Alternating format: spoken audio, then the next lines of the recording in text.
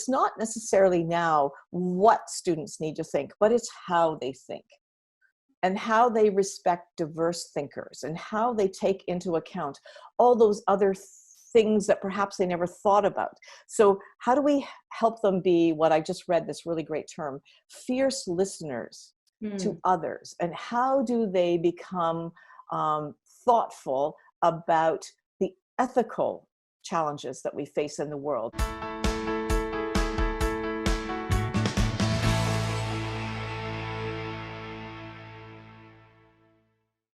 In this video, you'll meet Angela Terpstra, who's the head of school at Bishop Strachan School in Toronto, Ontario.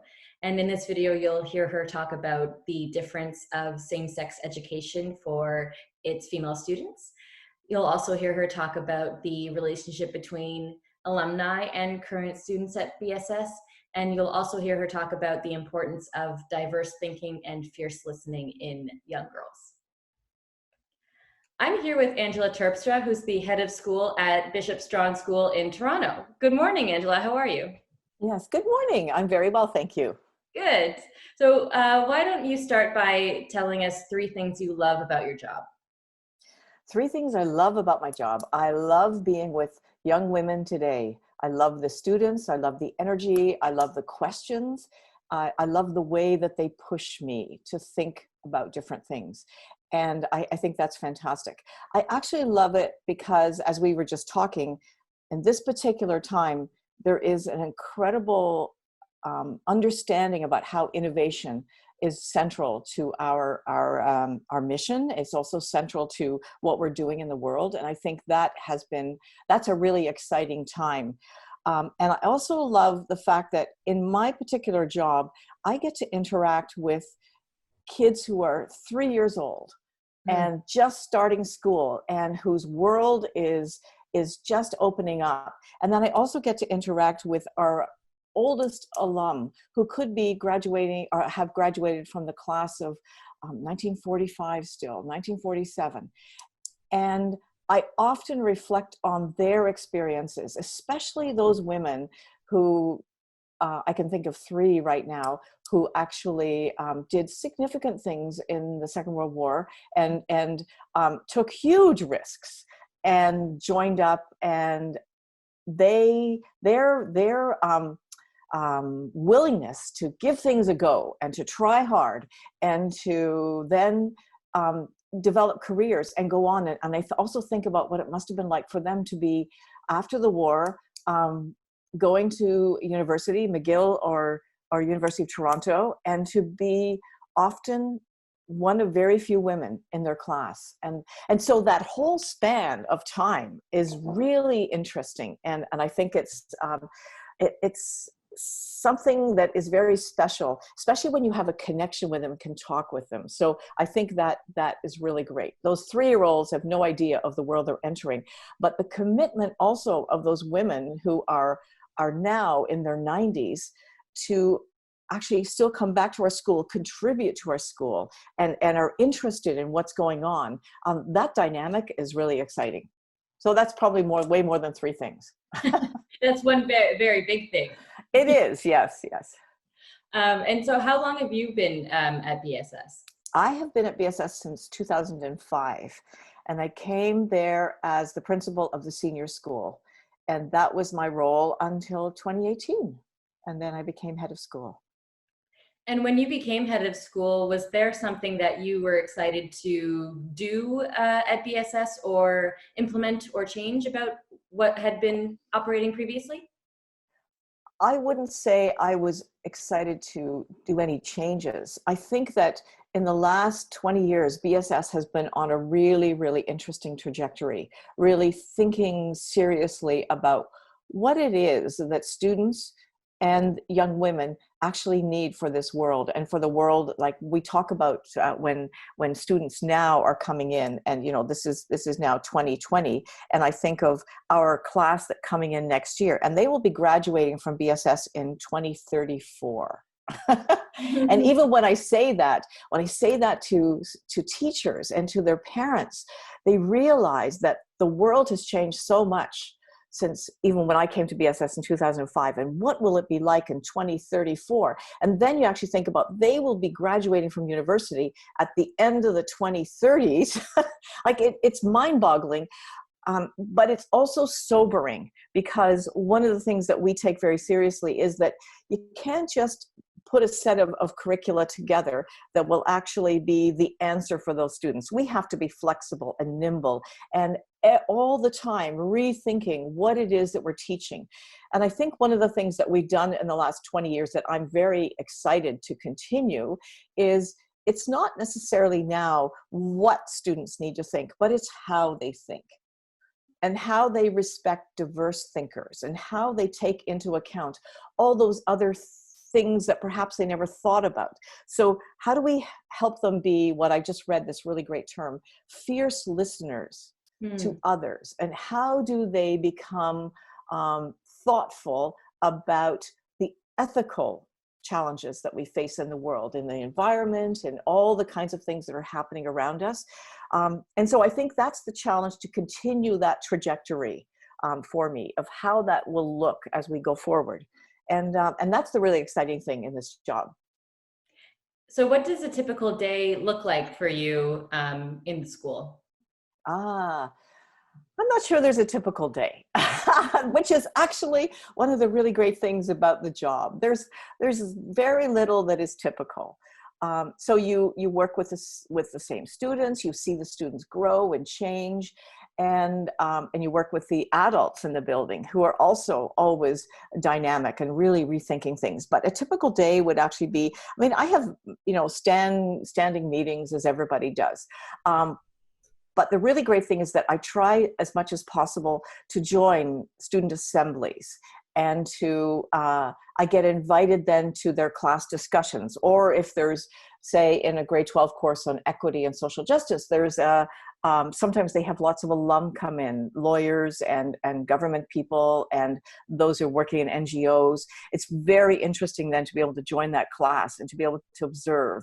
But the same, I sometimes go and have a walk through the JK, SK classrooms and see what are the students doing in there, and then go in and sit in the middle school and have the girls go by. So I think my typical day, if there's a typical day, it's ensuring that there's some interaction with our students, that I have some interaction with a wider group of teachers who are actually on the ground doing the work, and then the standing meetings and things like that happen. Is that the typical trajectory? A student will start in the JK pre-K years and then go all the way through until graduating high school? That is, so some do. So our class usually is about 18 or so in JK. And so we then see that group, and sometimes, families, that's 14 years is a long time. So there's moves and there's things that happen in people's lives. But usually by the end, we call those the long timers. And at the end of their time, we have a really special luncheon. And this is actually part of the innovation. This year, we still had our long timers, but they joined via Google Meet, and the teachers who had been with them. So often then it's their JK teacher who joins in the SK. And of course, they have wonderful artifacts about their time in the junior school they may have forgotten about. So we show pictures. This year, for the first time, we actually did a video, and that was really powerful. So there's great innovation. So a video about their time. And so it was pictures and sometimes music for the time, and talk about then their journey through the school. So then the teachers who were with that group as they went through. So it's really lovely. Yeah. So that also means that there's not much turnover in the staff. The staff has been there the whole time as well. Lots of staff. I mean, there's some turnover, and that always happens because of unfortunate things that happen where people have to move, but there's been lots of stability. Yes, lots and lots of stability. So that's really great. And in your career, were you at an all-girls school before, or was this your entry into single-sex education? This was my entry into single-sex education. I had done work and I was interested in gender in education, and in my PhD research, I had actually been part of a research project that actually looked at girls in co-ed environments and how they functioned, particularly girls who came from very different backgrounds, and then how they were functioning in the school. So that research project was very interesting. And so I was actually situated in co-ed schools and then talking to girls about their experience in that environment. So I had done some of that work. And of course I had done quite a bit of research and thinking about what it is that fosters the best environment for young girls to flourish. And why, in your experience, in your opinion, in your researched opinion, why, what is it about an all girls education that is singular and unique to the development of a young girl? Well, I think it's really interesting because what happens, what the research in women's colleges, so the traditional women's colleges like Smith and others, and Barnard, actually resonates with the research from girls' schools. And that is that students find a sense of power and autonomy in our schools that is actually quite unique. They recognize the power of that and they develop it in those schools. In a different way of saying that, I think that girls in girls' colleges and girls' schools develop three important things, and I've used this for years, but I think it doesn't change.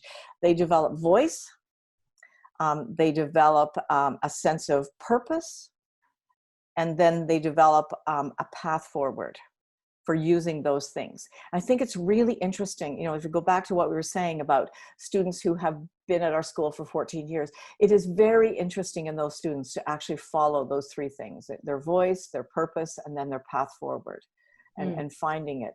And I think that they are really connected. So I think that we do a really fabulous job of actually looking at that, finding their own power and that autonomy, and then how they direct it. So we do a fabulous job of doing that. And it's really great then to meet students who are, you know, I've actually just been talking to students who graduated in 2007 and 8. And then even students who graduated in the mid-90s. I'm just thinking of those who I've connected with recently. And it resonates with them about what they got, those things that really became part of their trajectory of their lives.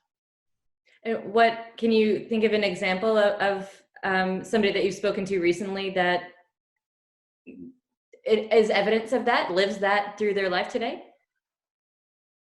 Yes, I can. I can think of several women where they actually chose, and they are very distinguished in their own areas, but they are actually thinking, so they're working in the a nonprofit world, and chose that path very particularly because of some of the service leadership opportunities they've had at BSS. And they really came to understand the power of philanthropy, and that led them then to do very interesting and different undergraduate trajectories, but then came around back into that world and see how important it is to contribute and give back to it. And you can do this in ways that are very powerful. So the work that they're doing is really really great. And that's not to say that, you know, students who go into other things in teaching and business and all kinds of things. I think one of the things we're seeing now, and this is a result of the changing world of post-secondary too, is that students realize that they don't have to be pigeonholed into one world. You can go to U of T and not just take chemistry, but you can take chemistry and theater. Mm-hmm. Like the dynamics are really different. So you can graduate with those two things. And so your life can be made up of several different components. And I think that's really powerful. And with such a long history, BSS has alumni in a very wide range of right. industries and professions. There's also a large creative output from the school as well. Yes, yes. And we really work hard to connect our alum and with our current students. And we have some really great programs that actually operate in the school. So for example, I mean, these they're going to have to change now, of course, but we had these career breakfasts, which doesn't sound very exciting, but they were so powerful, where we would invite students. So for example, you could have one on medical, and the career breakfast would be about careers in the medical world. And then we would have 4 alum who actually have very different. Some could be a GP, somebody a researcher, somebody who is a nurse. So in different areas, and they would talk about their particular trajectory. And one of the really interesting things that was important in those breakfasts for girls to hear was that so often the path was not direct. It was a path that actually, well, I thought this, and then I thought this, and then I actually did this internship that led me to this. And so I think that's a really important thing, and students hearing it from our alum is much more powerful than hearing it from me or from their teachers or whomever. So I think that's a really great thing. Then the other thing that we have that is really effective is an online platform called BSS Connect. And so we host many of our alum, and actually now almost all our new alum who graduated actually go on it right away. And it's a great place to get advice, to actually find a mentor. But it's also a place where I'm thinking of going into like ceramic engineering. So you put out a note, is anybody out there in ceramic? And so it's amazing the connection then, and then those women who are in those professions connect with our current students and young alum as they're going through it. And so that BSS Connect platform has been really, really effective. And why not use the power of these great women who are out there?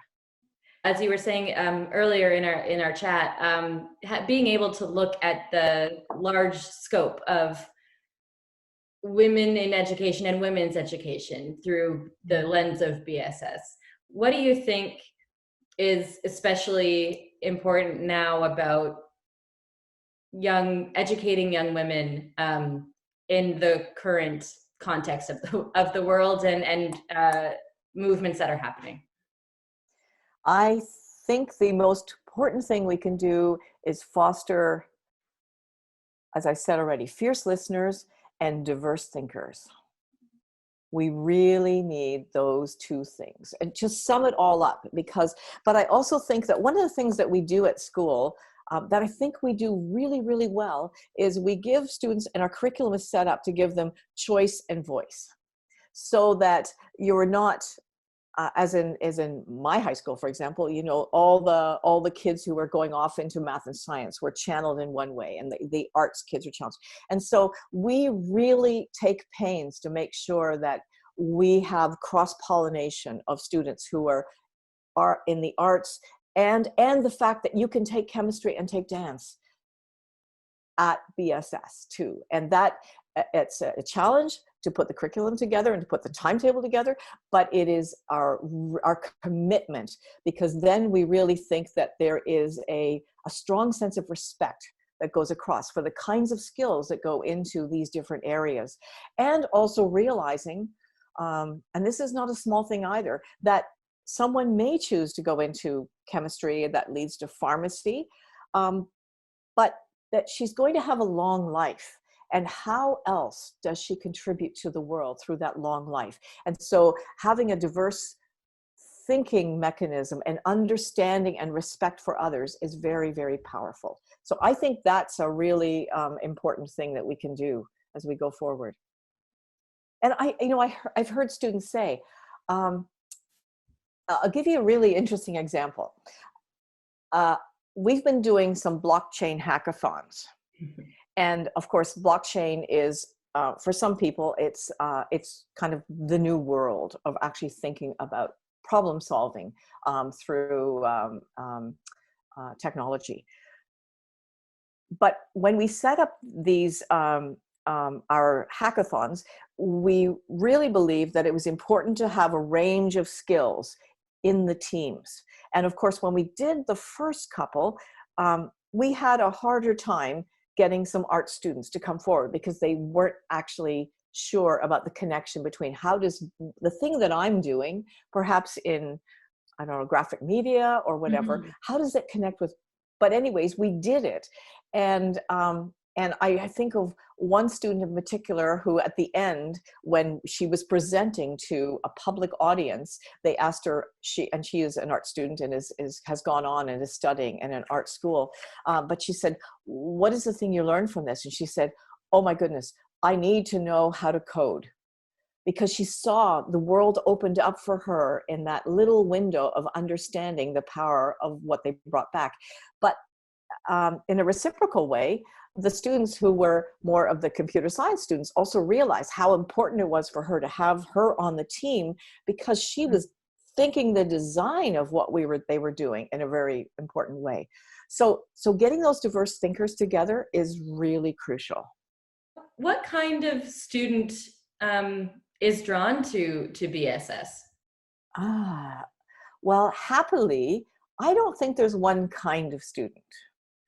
I think because we have, as I said before, because we truly believe in having choice in the curriculum and having voice, that there isn't really one student. I think someone who sees that I can explore different things and I can get support in seeing how they might come together. Those are the kinds of students that I think are attracted to what we're doing. And that's not to say we have students who are strong in very focused ways, but I think that they really see the dynamic of having that broad group of diverse students. But I also think that one of the things that is really powerful about our school is the sense of connectedness. We build through many kinds of connections and thinking carefully about how our students are connecting. We really work hard at making sure that they see across disciplinary lines, that they think about it. And so that's about our teacher advisory program, where students, become a part of a small group, and they stay together for the 4 years in high school, sometimes longer if they've known them they're from earlier on. But that is a very diverse group, and actually nurturing their connection and their support in that group really helps build that sense of being compassionate, being fierce listeners, and recognizing and respecting the diversity of interest and thought in those groups. And on a kind of a similar note, is there a student that wouldn't excel at BSS? I hate to think that. I mean, work really hard. I mean, part of the choice of coming to a school is realizing that, I would say to people, we are so happy that you picked us. And we hope that you have seen enough of us in all our diversity of opportunity and curricula, that you know what you're coming to. And so, and we work very hard to support students when they come to the school. When they come in larger entry years, for example, in grade 7, we have quite an intake. And so that becomes in some ways a bit easier because there is a group of students joining us. But the transition is really important, and it's the fact that they've chosen us. And so we need to make sure that we are welcoming and that we are open and that we work really hard at connecting the students who've been there sometimes for 3, 4, 5, 9 years with our new students. And we deliberately don't discriminate as they keep going. So there isn't a sense of the students who've been there a long time having some kind of special privilege. No, that is not the case. And the same in grade 9, where we take in another larger group as well. Right. And what is the culture and the life like at BSS? It's really interesting when people who haven't been in a girls' school sometimes feel as if, I think they have preconceived notions that it might be a bit more refined. And you come to our school and you're struck by It's noisy and it's rambunctious in some ways, and it's also joyful. I think that's the thing I love to hear, is the voices in the hallways and the voices. So those are the kinds of things that you would be struck by immediately, when you, especially when you're in the hallways with the kids, when they're out and about. And I think that you're really aware of their, that this is their school. This is their school. We see our students as partners. And so their work will be visible, their lives will be visible. And it goes back to the fact that we have, in our junior school, we are very proudly using the Reggio Emilia approach in terms of our curricula approach. And Reggio Emilia has a really great philosophy of the image of the child. And their image of the child, even as a 3-year-old, is one who already has skills and languages and thoughts and ideas about the world. And our job is to actually draw those out of the child. And I would say that that image of the child then continues as we go through, because it's not at all of a child who still has to be filled, as the vessel to be filled at all. But it's the image of the child who has so much to bring to our school. And so that's one of the things I think is really exciting when we first meet the new students, whether they be in grade 3 or grade 7 or grade 8, or even sometimes in grade 10.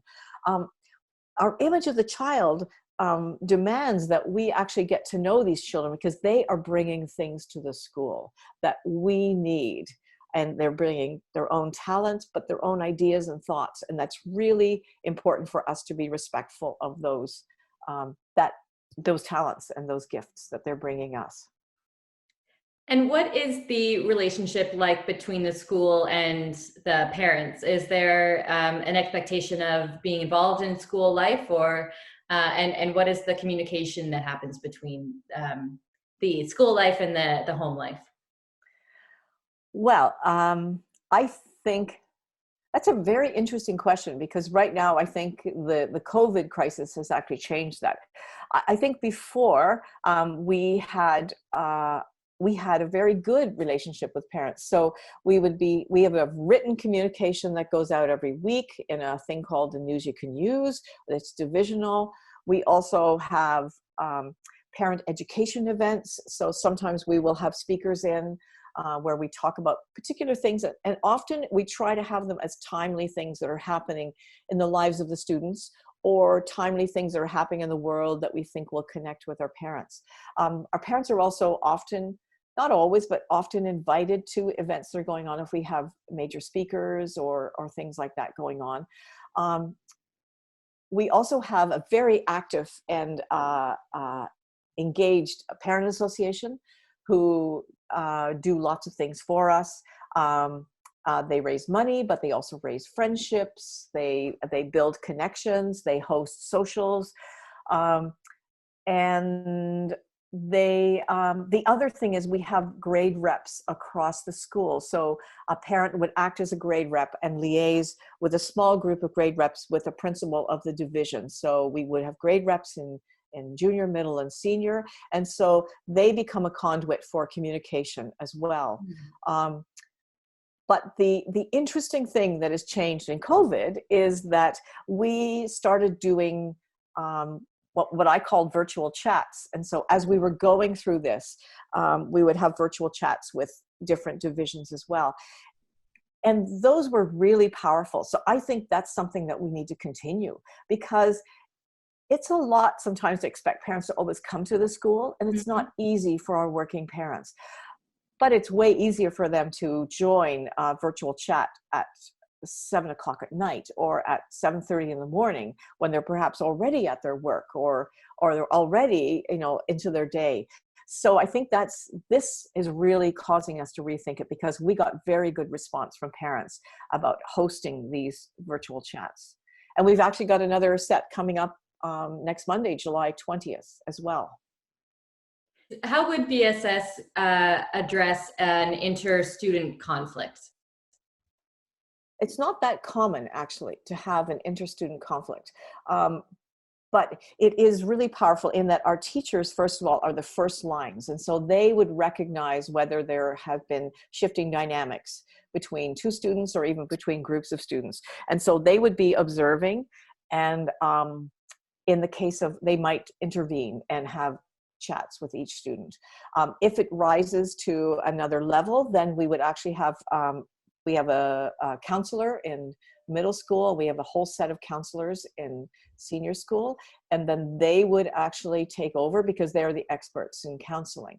And then it might involve, it depends on the dynamic, the vice principal, the principal.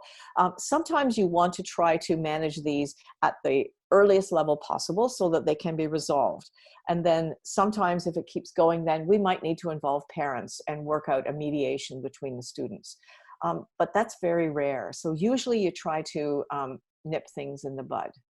And then the other thing that we do have, because on a rare occasion, things become a little bit more serious, and we have a school psychologist who's very helpful. And so she is really, she's schooled in adolescent and particularly has worked for many years with young girls. And so she's also very attuned to that. So we do a lot of, we don't do a lot, but we do a lot of work in actually helping girls understand what it is to actually resolve your differences. And so it actually goes back to the point I was making about diverse thinkers. One of the really important things in a classroom is actually helping students understand that you may differ in your opinion, but that doesn't change how you feel about the person. And so that's a really key pedagogical stance that teachers really need to foster, and that you can have very different opinions and yet you're still friends. And I think so it starts in the classroom as well, with how those structures of discussion and conversation are set up. Right. And dialogue, yes. So we actually foster that as well. I mean, it's really good for girls to get used to having a debate and to understand, to think through debate. So we have formal structures for, you know, public speaking and debate and all that. But there's also a strong sense in the classroom about using your voice and learning how to have discussions where you might disagree. And that goes all the way through our English classes. They have very, very robust dialogic conversations in our social science, but in other things as well. You know, it even comes up in science, and there's lots of really interesting issues. And so those are actually been brought into our curriculum as being really important. If BSS was a person, what are some of the personality traits that it would have? As I'm doing now, I think it would be thoughtful. I think it would also be a sensitive and prudent risk taker. I think it would also be a person who laughed heartily. And I think it would also be a person who would have deep empathy. And as I say each one of those things, I'm kind of thinking about what it is as I walk through the halls and what I hear and see. And those are the things that strike me. So the person that BSS would be is born out of the hallway. The hallway and what I see and going into classrooms. Mm-hmm. And also, the other thing is the students who come to see me. I mean, that's a really interesting thing. I think that it's really important that they see me as their advocate, as they see me as a leader who listens. And so I will regularly have students come to see me. Sometimes they just stop by and say, do you have 5 minutes? And they come in, and it might be 30 minutes. But that's okay, because sometimes it's talking through the why of something that's going on in the school. Why? I remember a few years ago, when partway through the year, I made a decision. I was actually the principal of the senior school, and I made a decision that we would no longer have cell phones from the beginning of the school day till the end of the school day. And of course, for young women, that was a really, really hard decision. And I had many students come to see me. And at that point, my door was open because I needed to talk to them one-on-one, face-to-face, not just as a large group. So that's really important to have those conversations and to talk through with them the why of why you're making decisions in this way. So I think it's really important that I'm there with them, for them, and to help explain things. And again, as you said about debate and discussion, they might not always agree with the decision I make, but I want them to understand the decision that Right. we're making. And I think that is another characteristic: incredible respect for our students. They're partners with us in their learning, and so we need to respect them and take the time to talk with them. And what's the relationship between the school and the rest of the city of Toronto? Because it is quite central. Yes, yes. That is something that we're excited about extending. We have different relationships and partnerships that we're really proud of, but they're not enough yet. We would like to be extending further. So we also, as schools like ours do, we participate in tutorial programs where we send students down to other schools and they act as tutors and mentors for students. So that's one way. In the past, we've actually had students come back to our school. Of course, it's really hard to do now, but so we have in the past run summer camps for students who perhaps were not able to go to camp. And we've done that at the school, and they were very, very successful. But the other way is to think really importantly about what kind of partnerships can we have. So one of the things that's very exciting and the relationship to the city is that in the last couple of years, we've developed an outdoor education plan with our very youngest children. So our JK, SK grade 1, and hopefully extending further now when they get used to it. So they spend half a day, no matter what the weather is, in the ravines around. So their world suddenly becomes enlarged. And can you imagine you're a 4-year-old and the ravine around it? It is a magical place.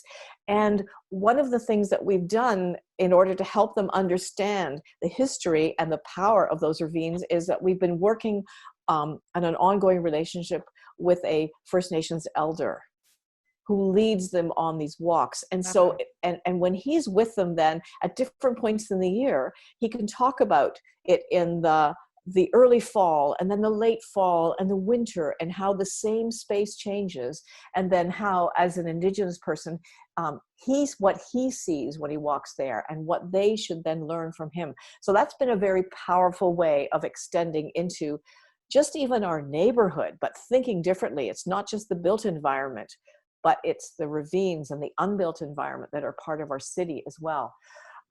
So we also, and we have a relationship that we've had with Ryerson University. And Ryerson has been very inspirational in, they have a thing they call, it's part of their, in a way, their co-curricular world of zone learning. And so zone learning, you're familiar with it?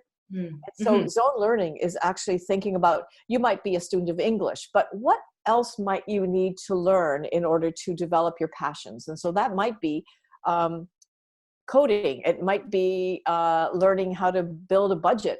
So they have this zone learning where it's powerful, short seminars with also sometimes labs where they can go in and use equipment, et cetera, et cetera.